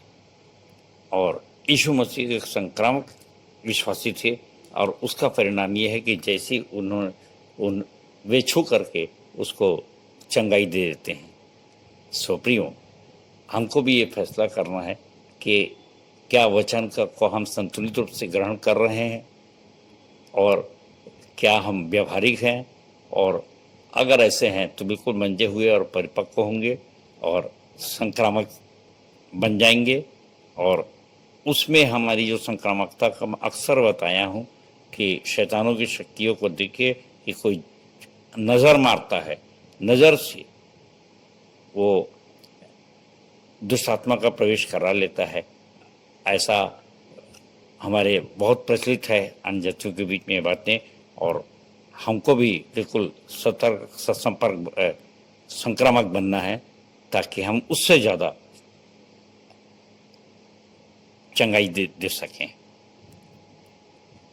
और दूसरी जो महत्वपूर्ण बात बहन ने बताई वो ये है कि हर मर्ज की एक ही दवा है, यीशु मसीह। और आज मैं ये बताना चाहता हूँ अपनी तरफ से कि यीशु और मसीह ये दो नाम हैं, और ये दो नाम कैसे हैं कि मरियम ने यीशु का नाम यीशु ही रखा था। तेरा एक बालक उत्पन्न होगा जिसका नाम तू यीशु रखना, जो अपने लोगों को उनके पापों से बचाएगा। सो मेरे प्रियो, ये जो यीशु है ये प्रॉपर नाउन है, एक खास, और मसीहा है ये कॉमन नाउन है, एक व्यक्तिवाचक संज्ञा है और एक सामान्य संज्ञा है। सो मेरे प्रियो, सरल सी बात है कि अगर कलेक्टर साहब को बुला लो तो कलेक्टर बहुत ढेर सारे हो सकते हैं, डॉक्टर साहब को बुला लो बहुत सारे हो सकते हैं, प्रधानमंत्री बहुत सारे हो सकते हैं। ये डिजिग्नेशन है, एक पदवी है, परंतु एक विशेष नाम अगर रख दीजिए कि डॉक्टर अग्रवाल को बुला लीजिए, डॉक्टर अपना नाम को बुला लीजिए, तो इस प्रकार की जो बातें हैं तो एक खास पे होती है। और ये जो मसीहा है ये आज यीशु मसीहा है, और मसीहा बन के वो हमारे अंदर रहता है। सो यदि आप विश्वास करते हैं मत्ती 5:24 के अनुसार कि आप मृत्यु सुस पार जीवन में प्रवेश कर चुके हैं, तो निश्चित रूप से संकोच मत करिए। आप अपने आप में जानिए कि आप मसीहा हैं, और इसके लिए आपको कोई मानता है या ना मानता है इसकी चिंता मत करिए, अपना काम करते रहिए। ऐसे कितने कुंड आज भी हैं जहाँ की हमको लोग प्रवेश करना चाहते हैं, परंतु आप उनको छू करके चंगाई देते रहिए, परमेश्वर की महिमा करते रहिए। बहन ने बहुत सुंदर ढंग से और बहुत कम समय में इन बातों को रखा। 9 मिनट में परमेश्वर बहन को बहुत आयत की आशीष दिए। हमारे सामने दूसरा संदेश था भाई हमारे आचार्य श्री V.R. भोसले के द्वारा, और उनने भी बहुत सुंदर, और उनका विषय था भोसले भाई का कि दुनिया में कई प्रचारक हैं प्रसिद्ध, हम कैसे बने अपने पिता के जैसे सिद्ध। मत्ती 5:48 पर भाई ने इसके लिए बताया कि सिद्ध बनने के लिए हमको त्याग, तपस्या, साधना और संघर्ष की आवश्यकता होती है, और जो आसानी से हमको उपलब्ध हो जाते हैं हम उनकी कदर नहीं करते। अपनी माता मंडली को ना भूलिए कि कहाँ से आप पैदा हुए हैं। और मेरे को छत्तीसगढ़ी की एक कहावत याद आती है, घर की जोगी जोगिया और बाहर के सिद्ध। तो कई बार बाहर के लोगों को बहुत सिद्ध मानते हैं, पर अपने अंदर झांक के देखें कि हमको किसने चंगाई दिया, किसने प्रभु का काम किया। तो एक बहुत सुंदर सा उत्तर है कि आपको चंगाई देने वाला यीशु मसीहा ही है, और वो हमारे अंदर काम करता है। और हमारे लिए जब उसने आपको प्रेतों का नाम याद होगा, जहाँ शाऊल के लिए वो कहता है, यीशु आते हैं और कहते हैं तुम मुझको क्यों सताता है। और वो बड़ा आश्चर्यचकित था, तू कौन है मैं बाप, मैं तेरे को जानता ना पहचानता, मैं तेरे को काहे सताया, तू काहे के लिए मेरे को अंधा कर दिया। तो ये बातें हैं। आज भी वो कह रहा है कि मैं तुम्हारे अंदर हूँ, तो कन्फर्म रहिए, नाम यीशु मसीह है और आप मसीहा हैं, और वही आपके अंदर आता है पवित्र आत्मा के रूप में और कार्य कर रहा है। तो सुनिश्चित रहिए। बहुत ही सुंदर आवाज़ में भाई ने संदेश दिया, और बताया भी कि नामधारी सामाजिक धार्मिक विश्वासी न बने, संक्रामक बने, सामरी बने। और आज हमारे लिए सबसे बड़ी समस्या यही है कि हम सामरी नहीं बनना चाहते, तो फिर आगे हम कैसे संक्रामक बनेंगे। सो मेरे प्रियो, हमको नम्र बनना है, चिड़चिड़े नहीं होना है, गुस्सा नहीं करना। ये सब बातें भाई ने बहुत अच्छे ढंग से बताई, बहुत सुंदर आवाज़ में। और मैं यही कहना चाहूँगा कि भाई आपका संदेश बहुत सुंदर था, परंतु जिस बात को आपने कहा था समय सीमा, तो मैं इस बहाने से बता दूं कि हमारे सह संचालकों के लिए 20 मिनट का समय है, और क्या बोलते हैं आचार्यों के लिए 15 मिनट का समय है, और सहायक आचार्य और नीचे लोगों के लिए 10 मिनट का समय है। ये समय निर्धारित है। स्वयं मैं अपने लिए 30 मिनट का समय रखा, जिसमें पुरानी नई बातों को लेकर के, खबरों को लेकर के, सूचनाओं को सबका समावेश करता हूँ। और देखिए, कभी भी अपने मन में ये मत सोचिएगा, हमारी 2 बहनें हैं, हमारी सह संचालिका बहन अर्चना दास, और अभी इन्होंने संदेश दिया था 9 मिनट में, और हमारे भोसले भाई का संदेश है 28 मिनट का, तो 9 दिया 27।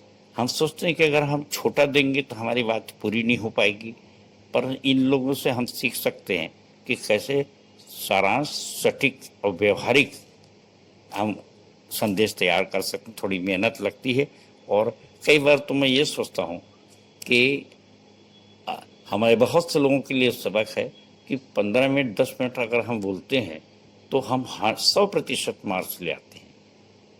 और बहन ने 9 मिनट बोला और 100% मार्क्स ले आई, परंतु हम ज़्यादा बोलते हैं तो फिर हमारे मार्क्स घटते चले जाते हैं। पता लगा कि हम ज़्यादा बोले, 2 गुना 3 गुना बोले, तो हमारे मार्क्स घटते घटते वो 50 तक आ जाते हैं, यानी जो अर्न कर लिया था वो भी गंवा बैठते हैं। तो इसलिए हम लोग को सावधान रहने की बहुत आवश्यकता है। परमेश्वर भाई को बहुतायत की आशीष दे। और इसके बाद मैं आ रहा हूँ अपने संदेश के बारे में कि पिछले सप्ताह मैंने क्या कहा था। प्रियो, पिछले सप्ताह 1 कुरिन्थियों 1:10 से 25 पे था संदेश, और उसका सार संक्षेप 10वें 11वें पद में पौलुस समझाता है कुरिन्थियों मंडली को कि विचारधाराएं बहुत सारी हो सकती, जरूरी नहीं कि हमारी विचारधारा से अगला सहमत हो, परंतु मैं तो शिक्षक होने के नाते लोगों को गाइड करता हूँ, हेड होने के नाते, परंतु आप अपनी विचारधारा के लिए स्वतंत्र हैं। और हमने कोशिश ये किया कि जब यहाँ विश्वासी मंदिर में कोई संदेश दे तो इस परिधि के अंतर्गत दे तो ज़्यादा अच्छा होगा। और इसलिए हमन गाना गबन पुस्तक लिखी गई है ताकि हमारे में 2 मत ना हो, झगड़ा ना हो। और इसलिए ये पौलुस समझाता है कि तुम झगड़ा मत हो। और इसके आगे मैं आपके सामने उसी का 29 और 30 पद पढ़ देता हूँ, और जहाँ इस प्रकार से लिखाया है कि ताकि कोई प्राणी परमेश्वर के सामने घमंड न करने पाए, परंतु उसी की ओर से तुम मसीह यीशु में हो, जो परमेश्वर की ओर से हमारे लिए ज्ञान ठहरा, अर्थात धर्म और पवित्रता और छुटकारा।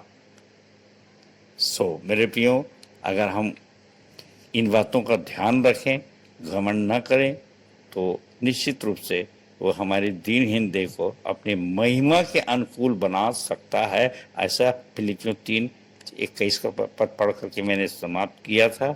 और अब आ रहा है आज का संदेश।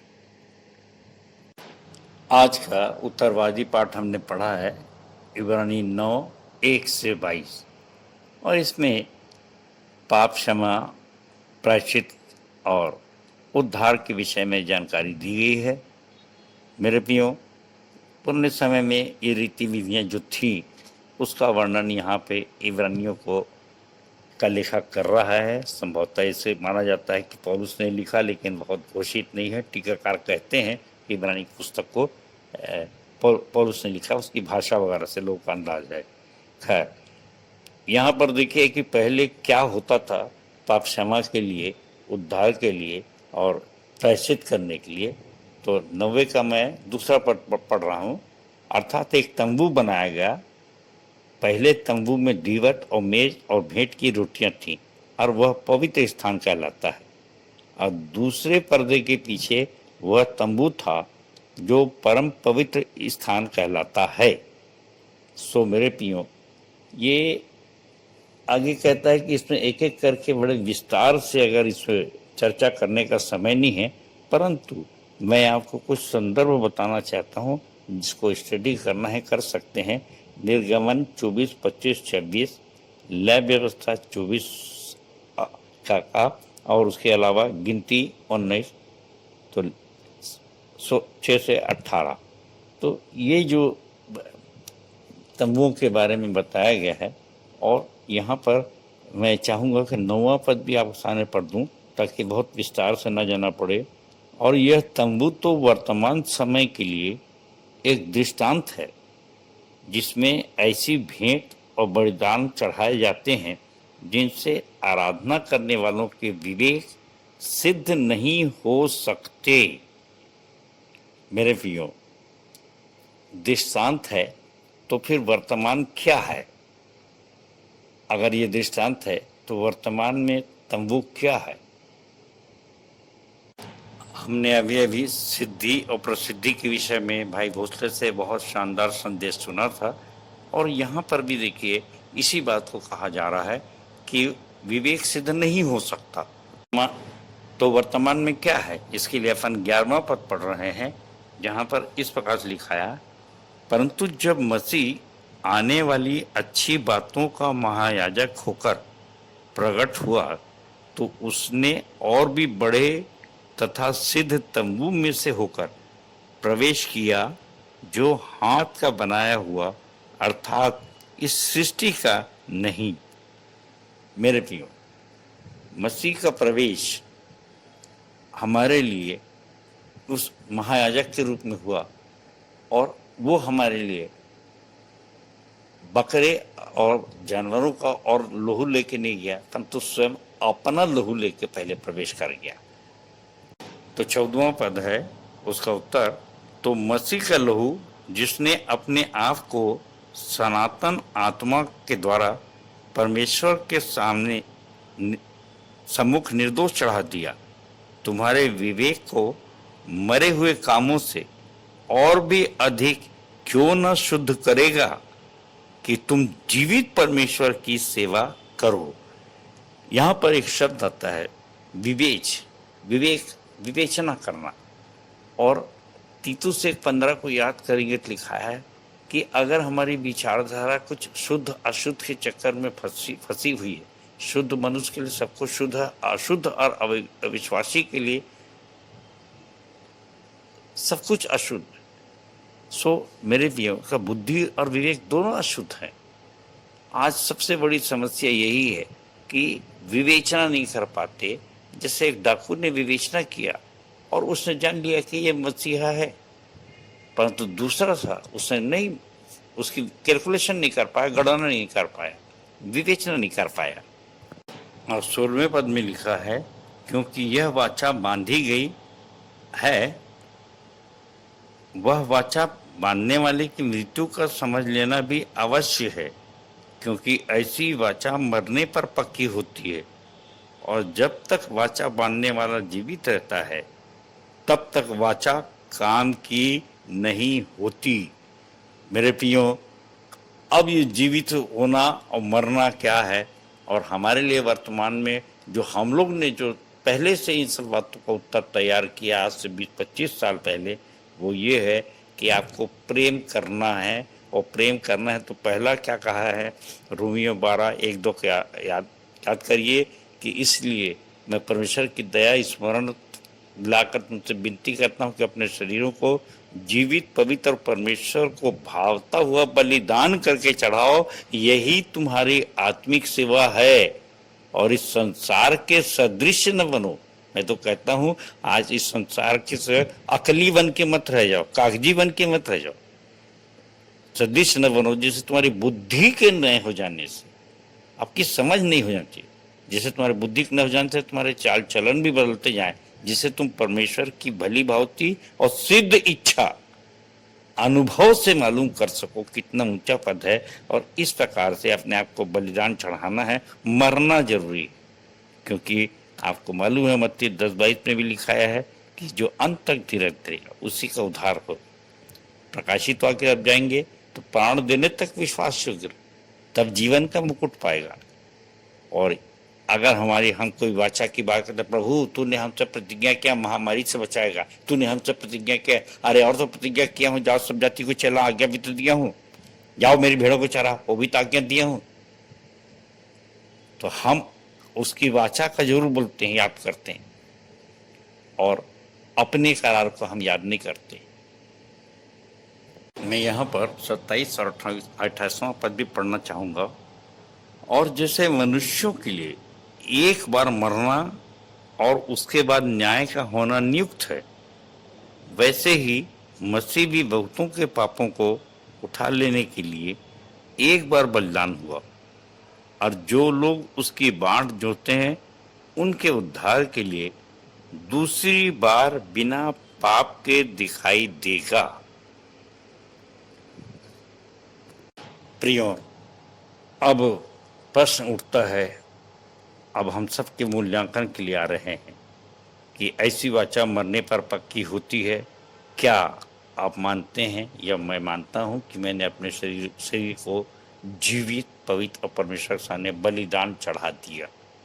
मतलब अब मैं जीवित नहीं रहा, परंतु मसीह मुझ में जीवित है, जैसे पौलुस ने कहा, और मसीहा जीवित है। तो सोच लीजिए कि आज हम वैसे काम करेंगे वो, और इन बातों पर विशेष ध्यान रखेंगे कि हम अगर उसकी आज्ञा को मान रहे तो वो हमारी दीनहीन देह को अपनी महिमा के अनुकूल बनाने के लिए समर्थ है। अब वो बनाएगा, परंतु हम अपने आप में लड़ रहे हैं। प्रश्न ये नहीं उठता कि मेरा संदेश कौन मुझको मानता है या नहीं मानता, पर अपने आप में हमको सुनिश्चित होना है कि हम क्या हैं। अभी कुछ समय बात हुई और बिछुई की बात हो रही थी कि भाई एक ही बिछुई है, रूमी 9 के सेंटेंस से। तो एक बहन अड़ गई, मैं तो मानती हूँ कि एक ही बिछुई है, एक ही बिछुई है। तो हम लोग ने पूछा कि भाई फिर हम लोग क्या हैं? क्या यीशु मसीह को हम लोग ने आपको नहीं बताया, नहीं लाया?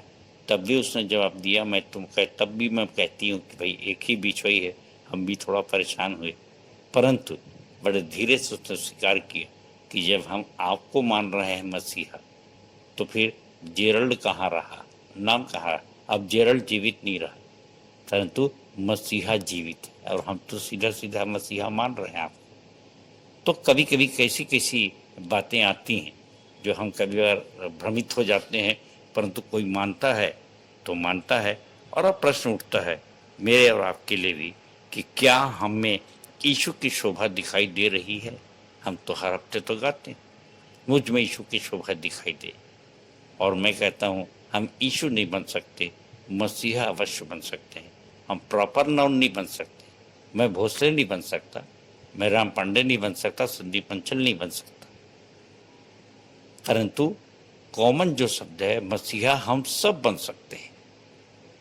और इसलिए यहाँ पर हमको ये, जब हम मसीहा बनेंगे और सामरी बनेंगे, बड़ी कठिन प्रक्रिया है। अभी बात आई तो मैं बता दूं कि हमारे पास प्रतिदिन ऐसे ऐसे केस आते हैं, और अभी जीवित समस्या है हमारे अनिल भोरे भाई की।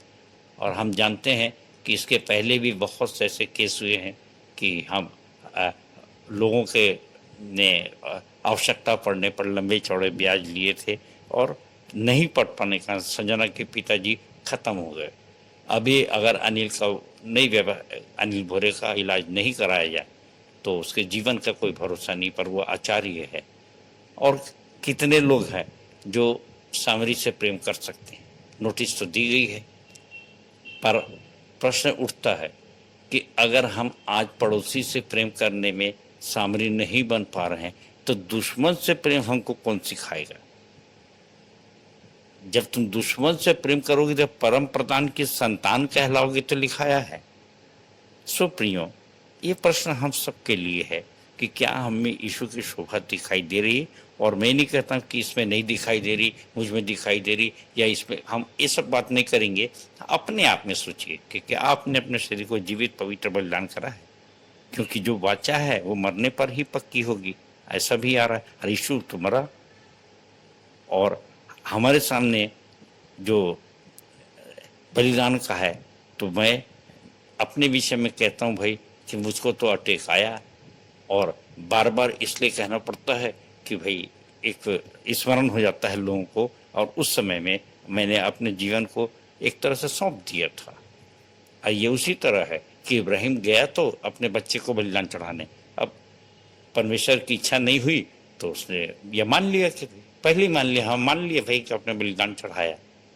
मेरे संग भी ऐसी हुआ कि परमेश्वर ने मान लिया, क्योंकि मेरे हाथ में तो था नहीं।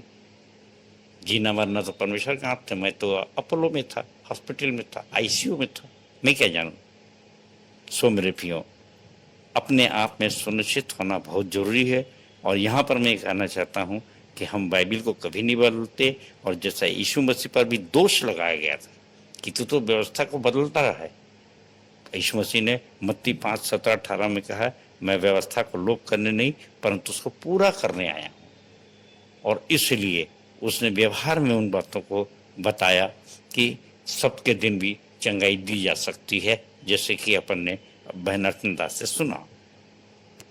मेरे प्रियो, ये ऐसे तर्क हैं जिसके कि मैं बहुत समय तक बहुत से लोग, बहुत से बुद्धिजीवी, बहुत से बाइबिल के ज्ञाता उलझे रहे, परंतु मैं आपकी गवाही के रूप में बताता हूँ और पक्की बात बताता हूँ कि मेरे बच्चों जिनको मैंने प्रभु में लाया यीशु मसीह की कृपा से, नहीं तो शब्दों के वे उस पर भी मेरी आपत्ति करेंगे आलोचक लोग कि मेरे कहते हैं और मैं घर से घमंड पैदा हो गया, यीशु के द्वारा कहना चाहिए।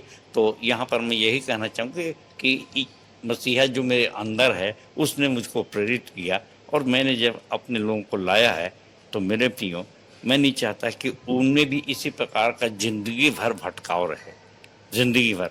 और अच्छा हुआ कि हमने यहाँ पे कुछ तैयारियाँ की हैं और उसके हिसाब से मैं आपको बताना चाहूँगा कि वर्तमान में वो 3 तंबू कहाँ हैं।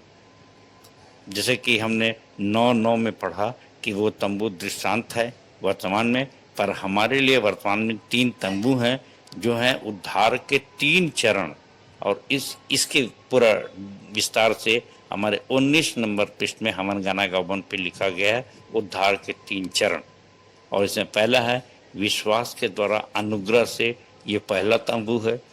दूसरा है कर्म के द्वारा सब जाति के लोगों को चेला बनाकर, और ये है पवित्र आत्मा और आग का बपतिस्मा यहाँ पर आपको मिलेगा।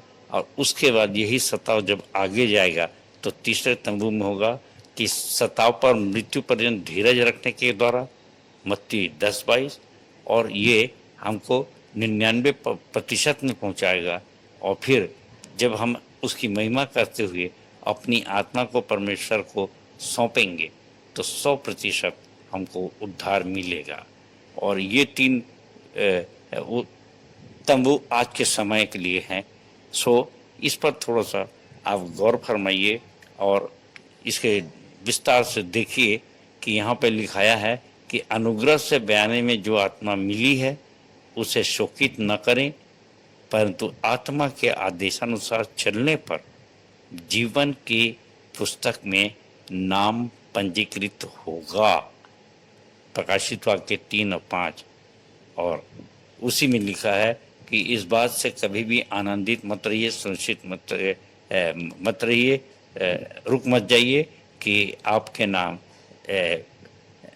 दुष्टात्माएं आपके वश में हैं, परंतु इस बात से आनंदित हुई कि आपके नाम स्वर्ग में लिखे गए हैं। लूका 10:20।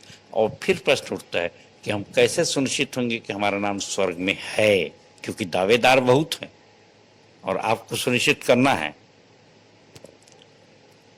सो प्रियो, अंत में मैं यही कहना चाहूँगा, पहला यूहन्ना 3:18 का वचन है हमारे लिए जो बहुत व्यवहारिक है, क्योंकि यूहन्ना जो विश्वासियों के लिए था और पौलुस की जो पत्री थी वो अन्यजातियों के लिए थी।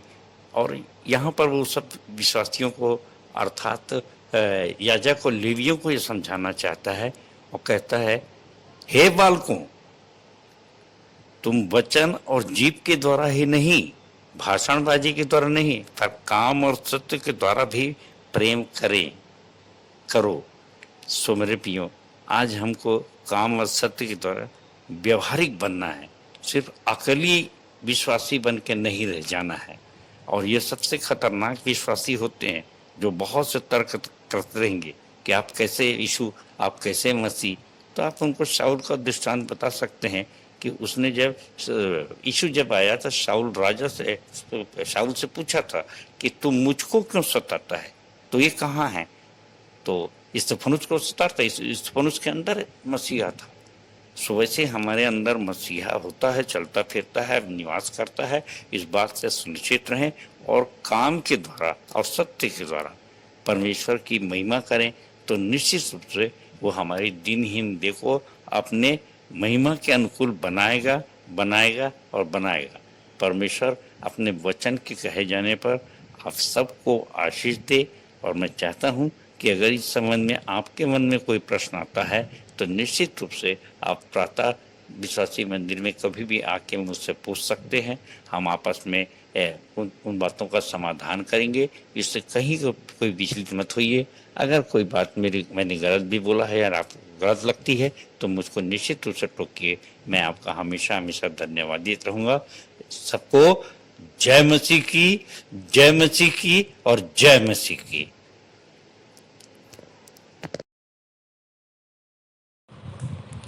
उत्तरवादी पाठ पर सुंदर सार गर्भित व्यवहारिक टिप्पणी के लिए हम अपने संचालक जी को बहुत बहुत धन्यवाद देते हैं। तालियां।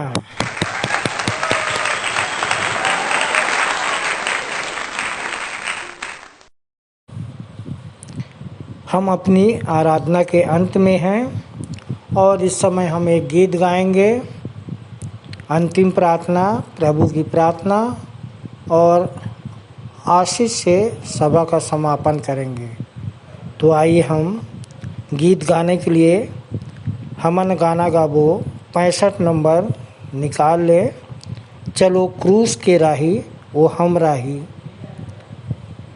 इसके पश्चात अंतिम प्रार्थना में हमारी अगुवाई करेंगे हमारे सहायक सह आचार्य भाई रामेश्वर राठौर और हम अपनी सह संचालिका श्रीमती अर्चना दास जी की आशीष से सभा का समापन करेंगे।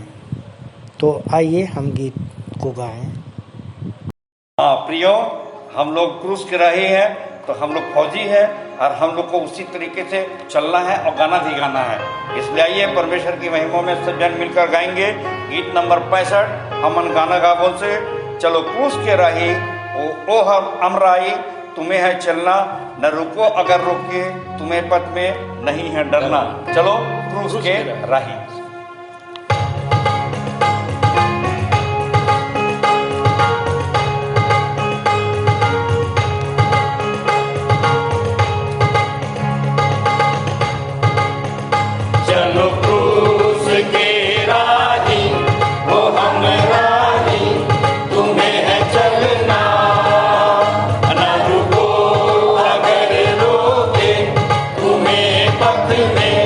नहीं डरना।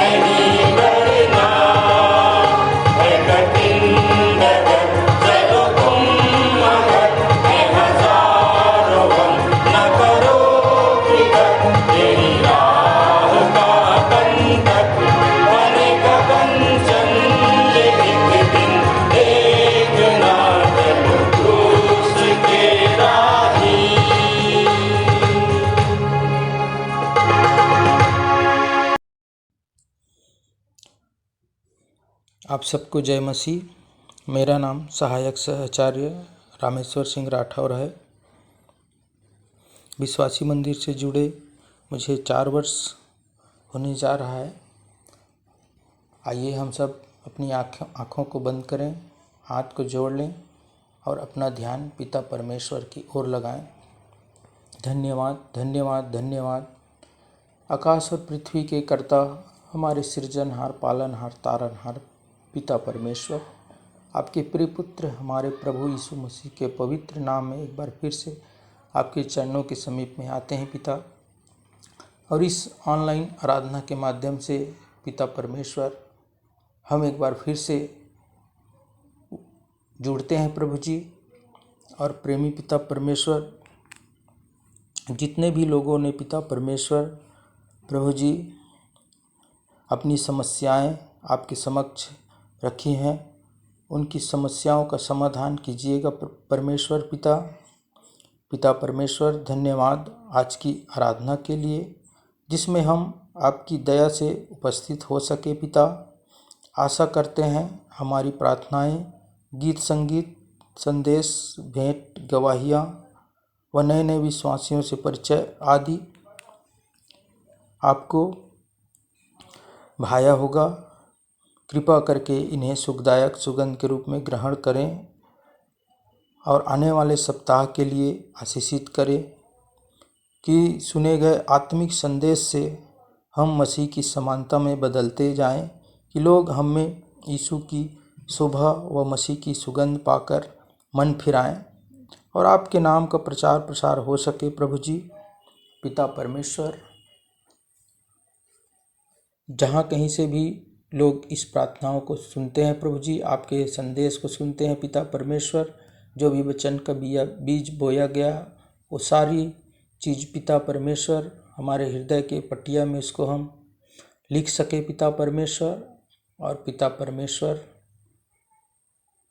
जितने भी लोग पिता परमेश्वर आपके नाम की स्तुति महिमा करते हैं पिता परमेश्वर, उन सारे लोग पिता परमेश्वर इस विश्राम दिन में आशीषित हो सके प्रभु जी। उनकी जो भी समस्या है, चाहे शारीरिक हो, मानसिक हो, आर्थिक हो, शैतानी शक्ति हो, सब यीशु मसीह के सामर्थी नाम से दूर होने पाए प्रभु जी। और प्रेमी पिता परमेश्वर, आपको लाखों लाख धन्यवाद दे सके पिता परमेश्वर। हर एक परिस्थिति में आप धन्यवाद के योग्य हैं पिता। प्रेमी पिता परमेश्वर, आगे के जीवन का समर्पण आपके हाथों में करते हुए, देह प्राण आत्मा आपके हाथों में समर्पित करते हुए बड़े धन्यवाद और विश्वास के साथ दुआ प्रभु यीशु मसीह के धन्य एवं मीठे नाम में होकर मांगते हैं, आमीन। सबको जय मसीह की।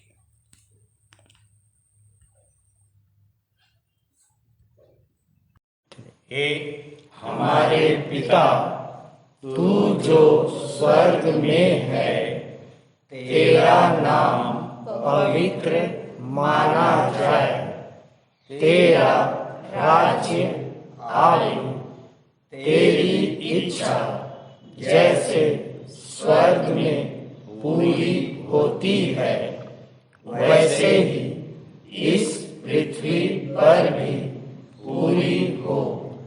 हमारे दिन भर की रोटी आज हमें दे, और जैसे हमने अपने अपराधियों को क्षमा किया है, वैसे ही तू भी हमारे अपराधों को क्षमा कर, और हमें परीक्षा में न डाल, परंतु बुराई से बचा, क्योंकि राज्य, पराक्रम और महिमा सदा तेरे ही हैं। आमीन। आइए आशीष खुदा से लें। खुदा जो इत्मीनान का चश्मा है, आप ही तुमको बिल्कुल पाक करे और तुम्हारी रूह और जान और बदन हमारे खुदावंद यीशु मसीह के आने तक पूरे पूरे और बेऐब महफूज रहें। तुम्हारा बुलाने वाला सच्चा है, वह ऐसा ही करेगा। सो अब हमारे खुदा बाप की मोहब्बत, बेटे यीशु मसीह का फजल और रूह पाक का इत्मीनान हम सब के साथ अब से लेकर अबद तक होता रहे। आमीन और आमीन।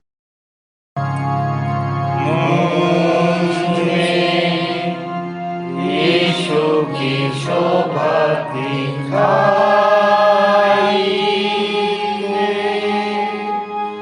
उसका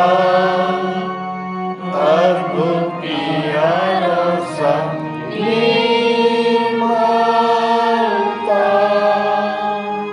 हेतु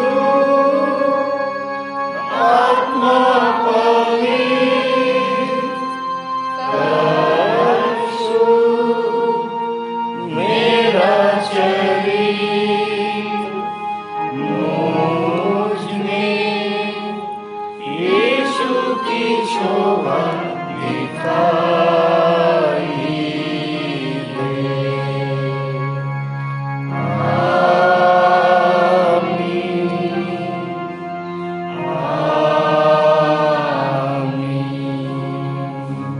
आप सबको जय मसीह की। जय मसीह की।